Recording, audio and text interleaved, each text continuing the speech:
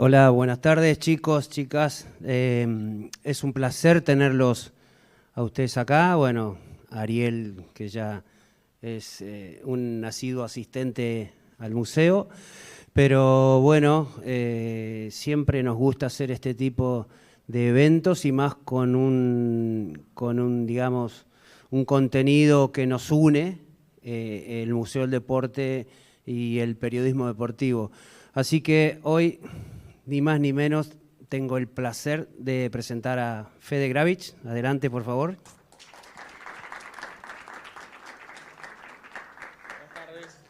Bueno, como les dije, es un placer tener un deportista de este calibre, o en este momento, por la actividad, no por cómo él se debe sentir, digo yo, ¿no? Ex deportista en este momento. Pero bueno, para el que no lo conoce o no está en la natación, Fede es un referente de la natación argentina a nivel nacional, sudamericano, panamericano, deportista olímpico. No solo en la natación, sino en muy pocos deportes hay deportistas en este ámbito que hayan llegado hasta ese nivel olímpico. La verdad es un orgullo para nosotros y bueno, y además es un amigo que nos da el placer de venir acá a que le preguntemos cosas. Subí nomás, Fede. Ese está prendido. Bueno, ahí como... Me largaste a la boca del lobo acá al medio. No, ahí ahora... como explicó Lucho un poco, esto es una charla muy de entre amigos, con lo cual pueden preguntarle cualquier cosa.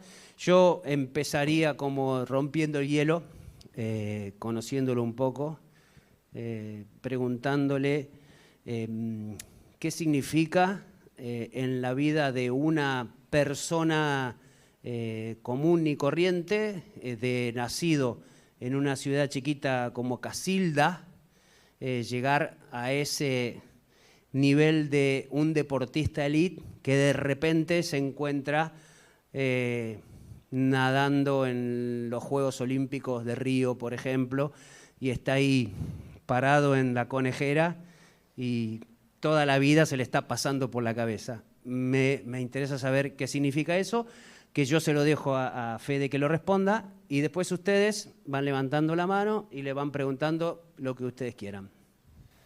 Bueno, hace mucho que no recordaba haber estado en los Juegos y demás. La verdad que un poco al final es lo que vos contás, bueno, estar en la conejera y ver para atrás todo lo que uno vivió, todo lo que uno pasó, pero bueno, ese chico cuando arrancó los 10 años no tenía idea dónde iba, más cerca, dónde iba a llegar. Fue un camino de mucho sacrificio en el que uno va transitando etapas. Al principio empezar a competir en el ambiente de acá de Rosario, empezás a soñar con llegar a un nivel nacional y cuando eso sucede, bueno, del puesto 20 a ver hasta dónde puedo escalar, empezar a crecer, a ver compañeros o acercarte a compañeros que lo veías, no sé, imposible, hasta que bueno, empiezan a suceder cosas que uno no se las imaginaba, pero bueno, pasan en base a todo el esfuerzo que uno ha hecho, al entrenamiento, a las vivencias, a la mayoría de cosas que pasan, como las derrotas, que es algo natural en este deporte. Y bueno, un día estás ahí parado con 30.000 personas en una pileta de natación diciendo, ¿cómo pasó esto? ¿En qué momento llegamos hasta acá? ¿En qué momento se cumple este sueño? Y nada, es algo indescriptible. Tuve la suerte de poder vivirlo 2 veces. Y bueno, creo que todo ese esfuerzo anterior de 16, 18 años valió la pena.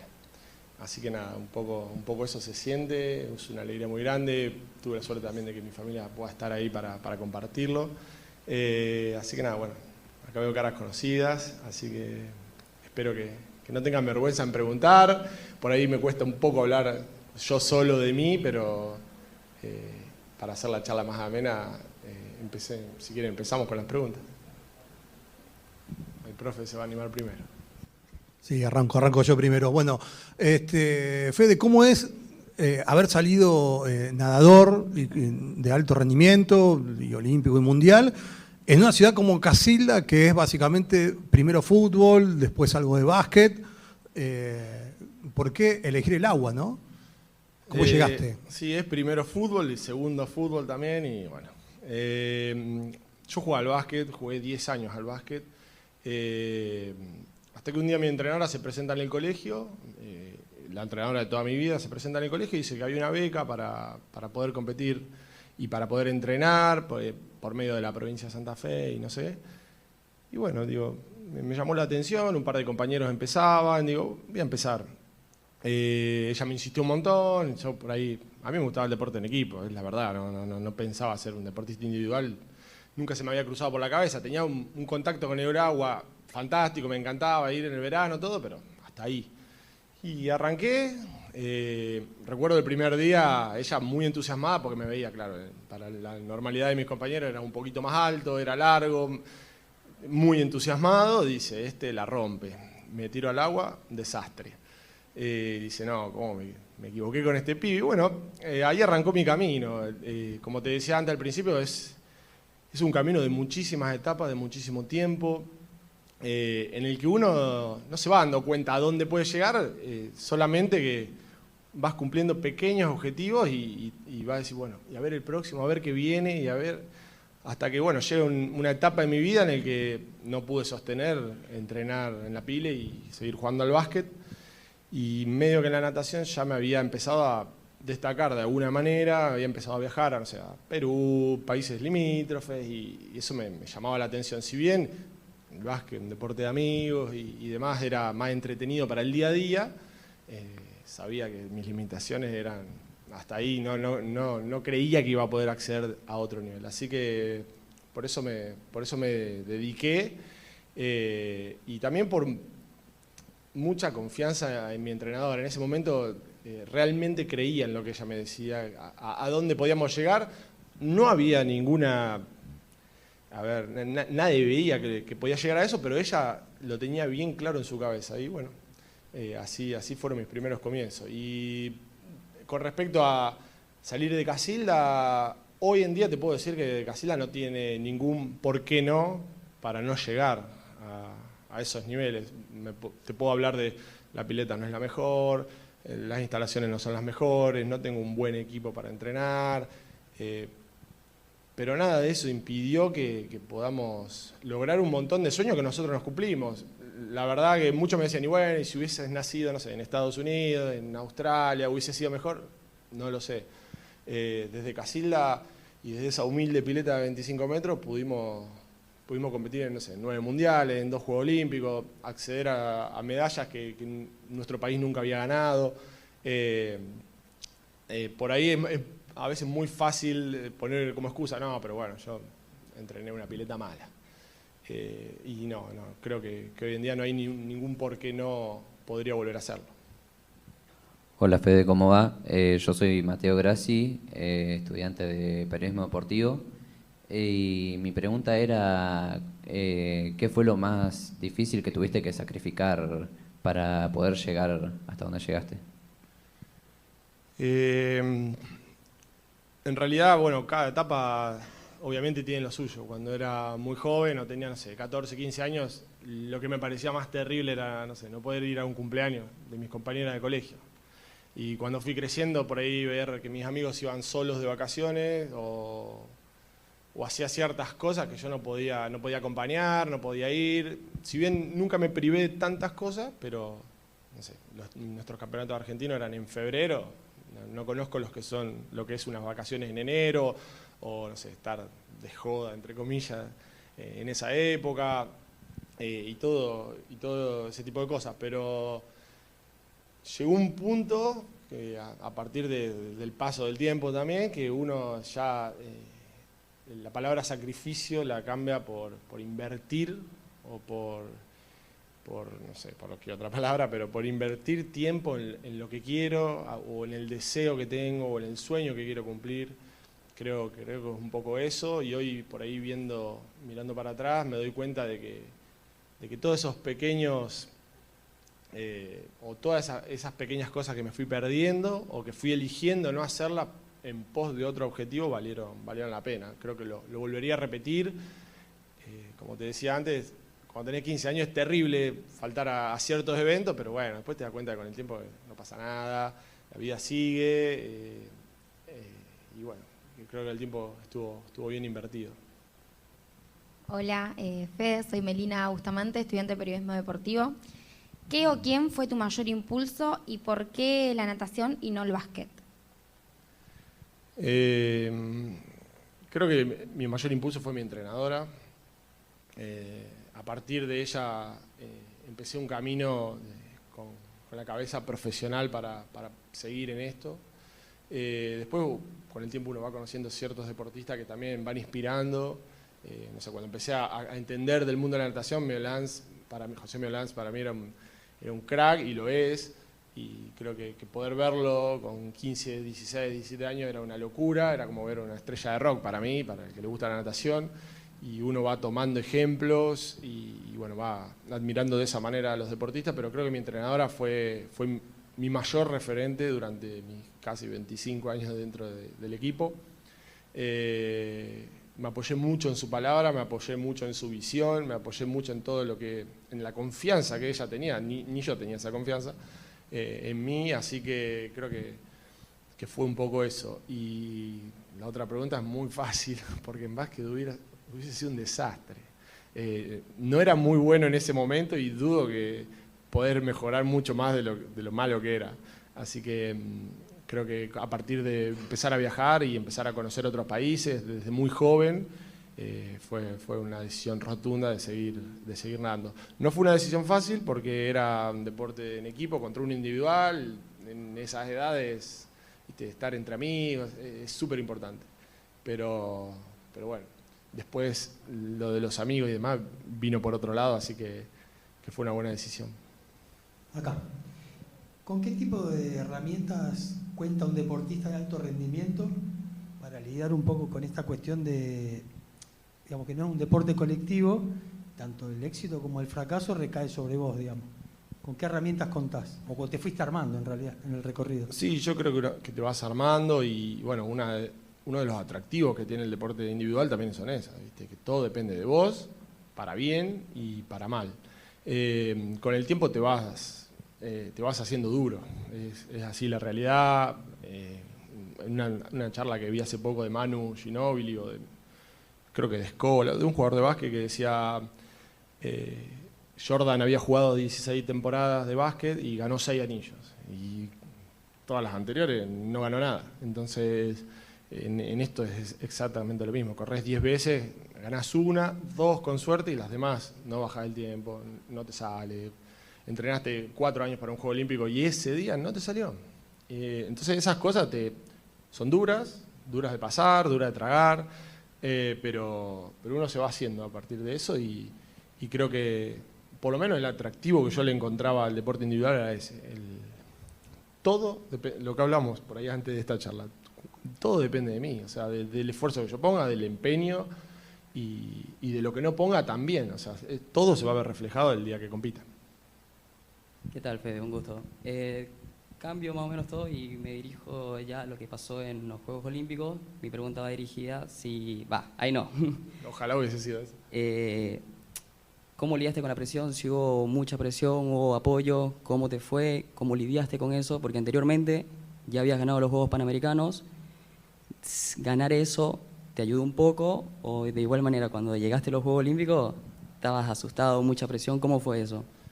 Bueno, eso es algo también con lo que te vas haciendo, vas aprendiendo a convivir con un montón de situaciones y un montón de sensaciones que en el normal de la diaria no ocurren tanto. A ver, yo estuve mucho tiempo de mi carrera dentro de una pileta, en una situación relajado dentro de todo, entrenando, y bueno, exponerte ahí a competir con los mejores del mundo, en un estadio lleno de gente, las primeras veces no es fácil, por lo menos a mí no me resultó fácil. Y presión, no sé si la palabra es presión, pero sí, bueno, hay muchas cosas que uno pone en juego, mucho tiempo de entrenamiento, mucho laburo de mucha gente alrededor de tu familia, de entrenadores, no sé, nutricionista, de un montón de gente. Entonces, como que, bueno, todo tiene que, en ese momento, funcionar. Porque es un solo tiro la natación, es una oportunidad, no te podés equivocar, si te equivocás, obviamente, se ve en el resultado y está prácticamente todo perdido. Entonces, bueno, todo esto es como el mismo entrenamiento. Lleva un tiempo aceptarlo, lleva un tiempo también me tocó a mí por lo menos, empezar a entender críticas destructivas, negativas, voces que aparecen, que por ahí a veces muchos no conocen del tema y vivimos en un país que sirve el oro y todo lo que está por abajo no. Y en este deporte, por lo menos para nosotros, no funciona así. O sea, un nadador argentino dentro de los primeros 10, 15 en los Juegos Olímpicos es un puesto muy bueno. Así que cualquiera del equipo estaría conforme por la historia. Obviamente, si se puede acceder a más, siempre bienvenido, pero nuestra historia marca que no somos potencia en esto. Entonces, para nosotros es importante, bueno, leer críticas duras, a veces cuando sos pibe, cuesta. Después empezás a entenderlo y decís, bueno, ya está. O sea, siempre va a haber alguien más. Bueno, ahora el tiempo que vivimos, siempre hay alguien que critica desde su casa, desde su sillón, con sus problemas, con sus cosas. Y creo que lo bueno es poder meterse adentro y decir, bueno, cumplí mi objetivo, no lo cumplí, ¿qué puedo mejorar? Estoy contento que salió bien, ¿qué pasará para la próxima? Esto no me salió. Y eso, por ahí no dar tanta entidad a la afuera que poco conoce de lo que uno hace en la diaria, ¿no? Hola Fede, soy Álvaro Rodríguez, estudiante de periodismo deportivo. Quería preguntarte cómo fue el apoyo de tu familia durante todos estos años de tu carrera. Y bueno, en un principio fue fundamental porque empecé a viajar gracias a ellos, si no, no hubiese tenido otra chance. Después, bueno, por suerte, dentro de nuestra federación, del Comité Olímpico y la Secretaría de Deporte nos han ayudado muchísimo. Hemos tenido viajes que ni en sueños lo hubiésemos pensado 10 años antes, y a partir de eso también se vieron los resultados. Nosotros somos un país que geográficamente ya estamos muy relegados con el mundo, y lo que es el mundo justamente de nuestro deporte está o al norte del continente o directamente en Europa. Entonces, cada viaje es un viaje o a Estados Unidos o a España y todo tiene su costo. Para competir como se debe en este deporte se necesitan entre 15 y 16 campeonatos por año. Así que imagínate, sacar la cuenta en pasajes es una locura. Y creo que desde ese lado mi familia me ha ayudado muchísimo, y la parte más importante de la parte emocional. Yo creo que ellos, tanto como yo, han vivido exactamente lo que me ha pasado en mi carrera deportiva, y seguramente fueron más perdidas que ganadas, y bueno, ellos siempre estuvieron conmigo, aún lo están, así que creo que eso es súper importante, porque a ver, es donde uno se apoya en la diaria, y bueno, siempre ahí ayudando. Bueno, buenas tardes Fede, soy Félix, de estudiante de periodismo. Yo te iba a preguntar, el deportista cuando está a nada de sumergirse, cuando está en una competición, ¿siente más la competición como algo individual de que está, valga la redundancia, compitiendo con otra persona? ¿Siente la representación del patriotismo, de que no es solo el deportista, sino que es todo el país y todo el apoyo que tiene atrás, el apoyo y las críticas, como mencionaste? Más eso, si es individual o uno siente la presión social del país. Personalmente yo no lo he sentido, pero sí que uno cuando te vestís de Argentina, no sé, a nosotros nos pasaba. Al principio no teníamos ni bandera en el gorro para poder competir, y una vez que eso empezó a suceder era como, wow, mirá lo que tengo en la cabeza, un gorrito con una bandera, algo súper simple, pero que uno lo siente un montón. Hasta costaba cambiar nuestra ropa con otros países, y nuestra ropa no era muy buena, pero costaba cambiarla porque decís, che, con todo lo que me costó ganarme esto, de llevar los colores de celeste y blanco de nuestro país y demás. Y obviamente que es un deporte individual, pero estás representando, en mi caso yo sentía que representaba a todo mi equipo, que ahí estaba nadando con mi familia, con mis amigos, con la gente que me miraba, con mi equipo. A veces incluso afuera en las tribunas es más fuerza que el que está nadando, o sea, para intentar alentar, creyendo que eso ayuda. No sé, nadie escucha nada bajo el agua, pero parecía que ayudaba. Entonces Creo que uno está solo en el momento ahí, atrás del cubo de partida y todo, pero hay mucha gente atrás que hizo posible el estar ahí. Y seguramente una buena carrera alegre un montón, y una mala, bueno, haya un montón de personas ahí intentando de contener. Fede, ¿cómo andás? Valentín Bullolini, acá de Primo Deportivo de tercer año.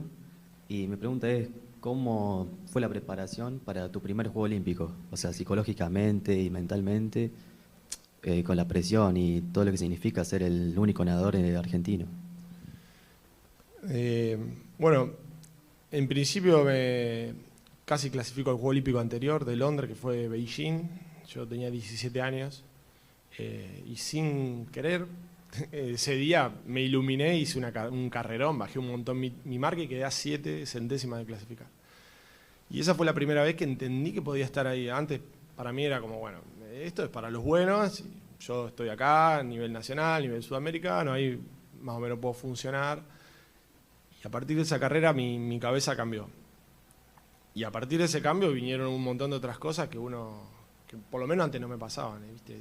Empezar a mirar los Juegos Olímpicos, empezar a ver qué fecha iba a ser el próximo, cómo se clasifica, qué tiempos piden. Y bueno, una serie de cosas que partieron de ese día. Creo que había hecho una buena preparación para el primero. No llegué muy bien a los Juegos Olímpicos, pero el camino hacia fue bueno. Obviamente no me fue como esperaba y demás. Y a partir de ahí digo, bueno, tengo un camino que puedo ir 1, 2, hasta 3 más. En ese momento pensaba que podía ir a 3 más.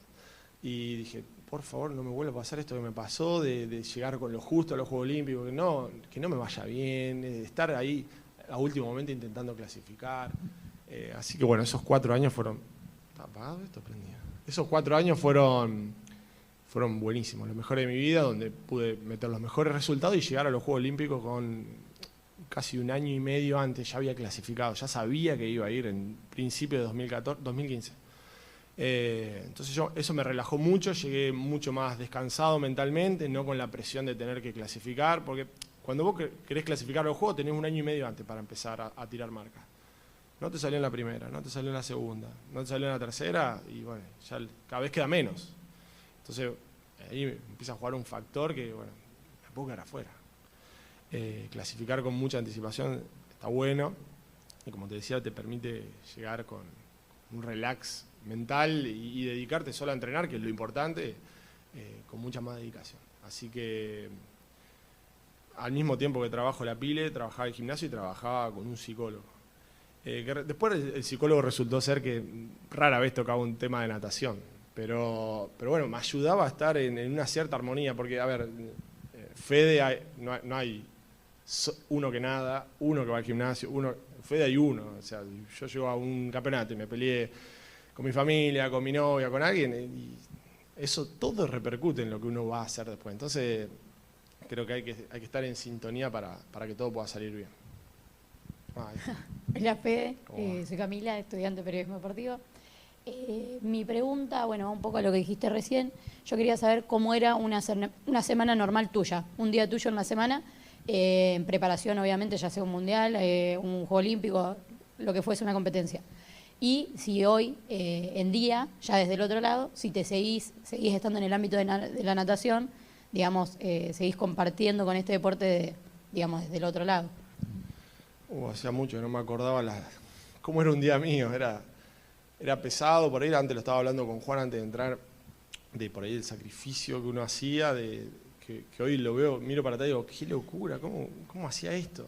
Pero bueno, una semana de las más duras de entrenamiento que he tenido, nos levantábamos a la mañana, yo estaba viviendo en España, nos levantábamos a la mañana y como el comedor donde vivíamos abría a las 7, el entrenador nos hacía a las 6 salir a correr 1 hora, para no perder horas del día. Terminábamos de correr, comíamos, desayunábamos algo, esperábamos media hora a la pile entre 8 y 9 kilómetros. Salíamos de la pile 1 hora y media de gimnasio y más o menos estábamos terminando 11 de la mañana, 11 y media. Comer, dormir una siesta, a las 3, 1 hora y media de gimnasio, otra vez y otra vez, entre 6, 7.000 metros a la tarde. Eso de lunes a sábado. durante 2 años. Eso, la verdad que era una rutina dura, que como te digo, hoy me la pongo a mirar y digo, bueno, ¿cómo llegaste ahí? Pero bueno, era lo que había que hacer en ese momento, o lo que el entrenador creía que había que hacer para llegar a un buen nivel.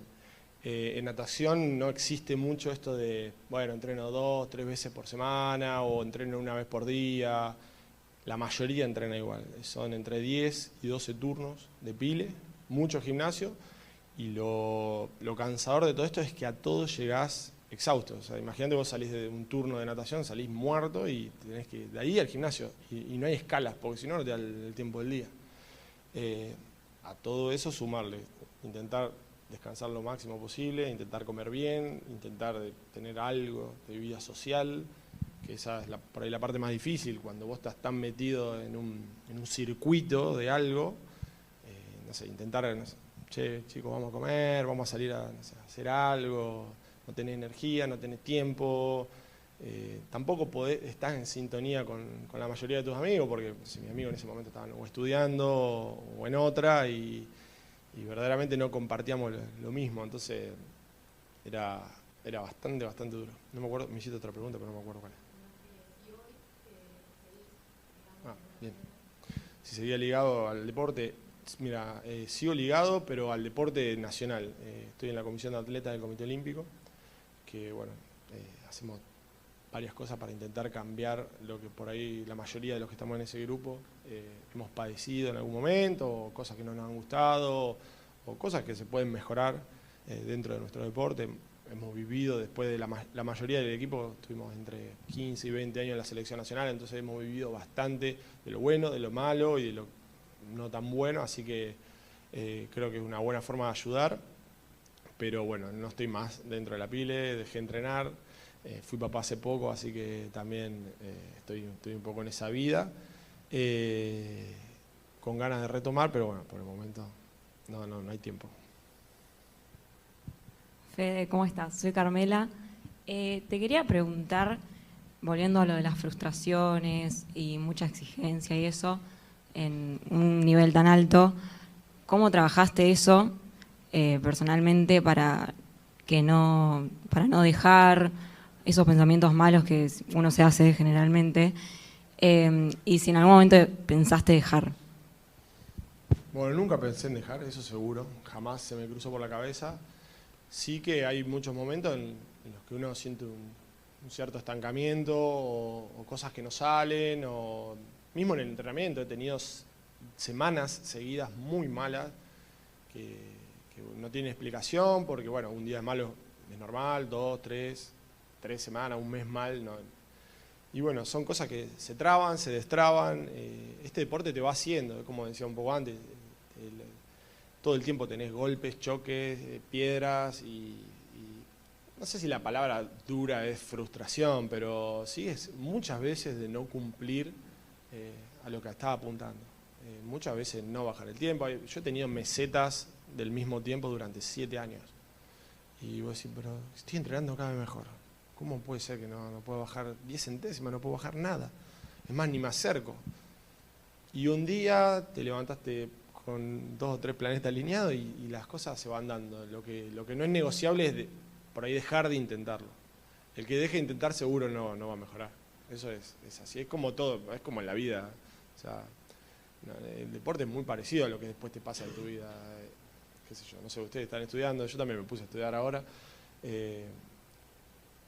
Alguna vez tal vez te toca rendir mal o no tener ganas de ir a la facu. Cuando siempre te pasa.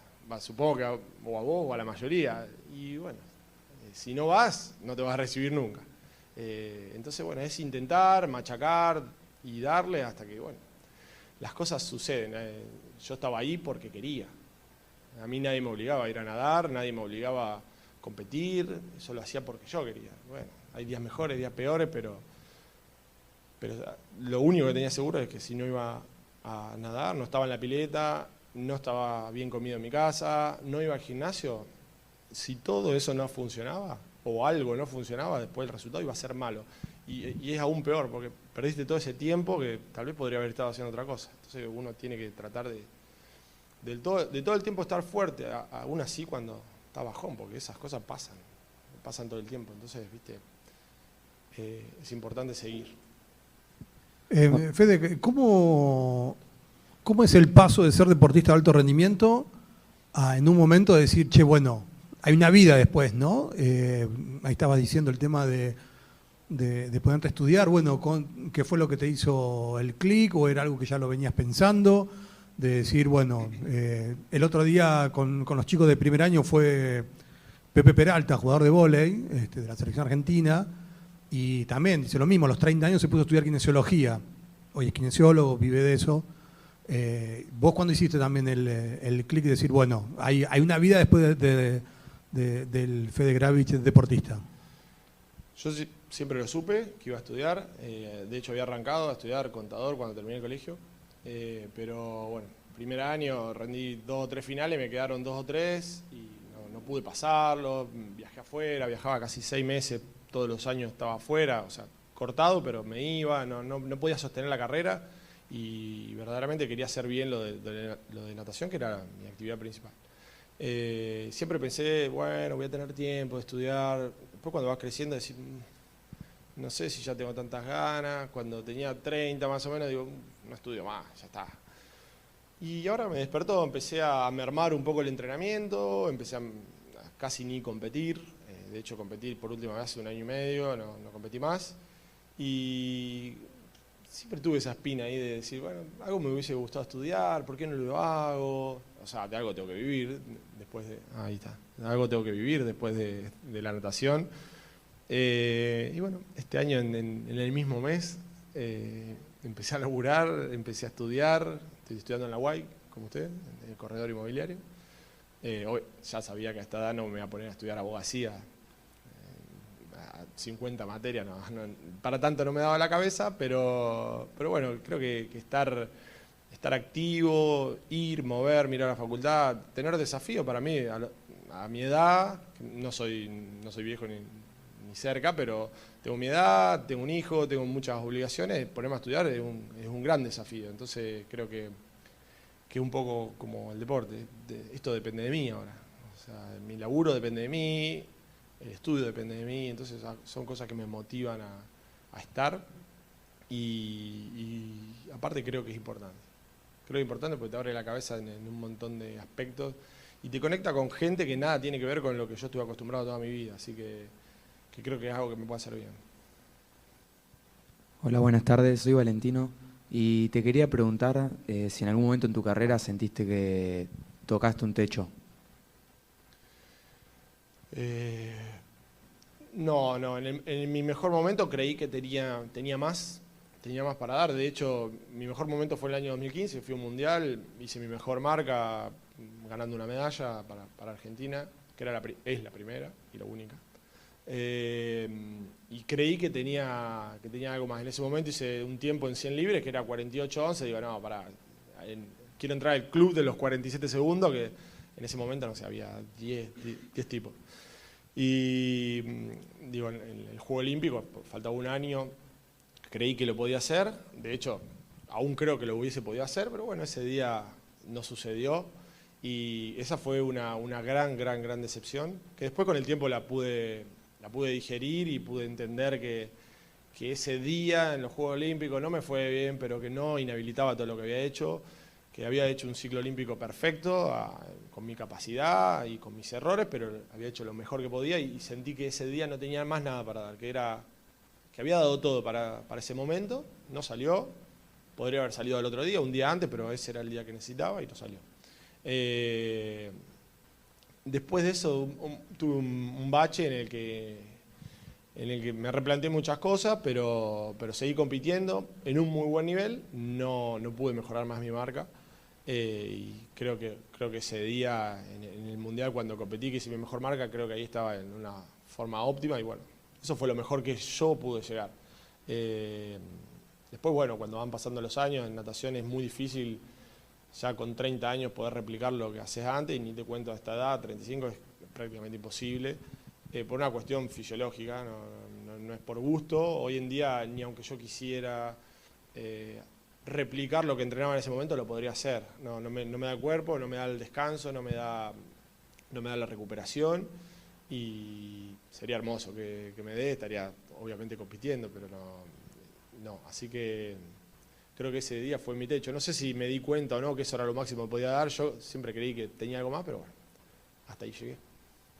Hola Fede, soy Gadiel Hernández de Periodismo Deportivo. Te quería preguntar porque tengo la duda de cuál es el ingreso que tiene un nadador.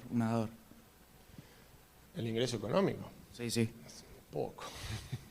Pero bueno, a ver, mucho tiene que ver con lo privado y con los resultados. Creo que, y con el carisma de cada uno. Hay nadadores que no han tenido grandes logros a nivel mundial o a nivel panamericano, o no sé, o un nadador europeo, pero se han sabido mover en el ambiente ahora mucho de las redes, y por ahí eso le ha solventado su vida o ha podido acceder a cosas que de otra manera con la natación solamente no podría. Pero bueno, no estamos en un país que un nadador pueda hacer algo similar a un jugador de fútbol, obviamente es mucho menos. Desde el Estado es un apoyo normal, es un apoyo que sirve, no alcanza, pero sirve. Pero bueno, al tener solventado todos los viajes, por ahí eso está bueno. Y fuera de Argentina, la verdad que hay más apoyo en tema privado. Clubes, marcas, no sé, en muchos países regalan hasta autos a los nadadores, a la mayoría, y no son pocos, son selecciones de 50 o 60 nadadores, así que acá todavía no. Fede, bueno, ya que vamos cerrando, ¿cómo, pensando, ¿no?, que estamos con muchos estudiantes de periodismo y periodismo deportivo, cómo ves vos al periodismo? ¿Cómo ven los deportistas que a lo mejor no son del fútbol, que hoy por hoy también estamos inundados, ¿no?, por el fútbol dentro de los grandes medios, y tal vez se acuerdan de la natación o del atletismo, todo eso, cuando falta una semana para que arranquen los Juegos Olímpicos, y terminan haciendo críticas, ¿no?, como la que decías antes? ¿Vos cómo ves en líneas generales al periodismo deportivo, ¿no? ¿Qué te gusta y qué no te gusta sobre todo?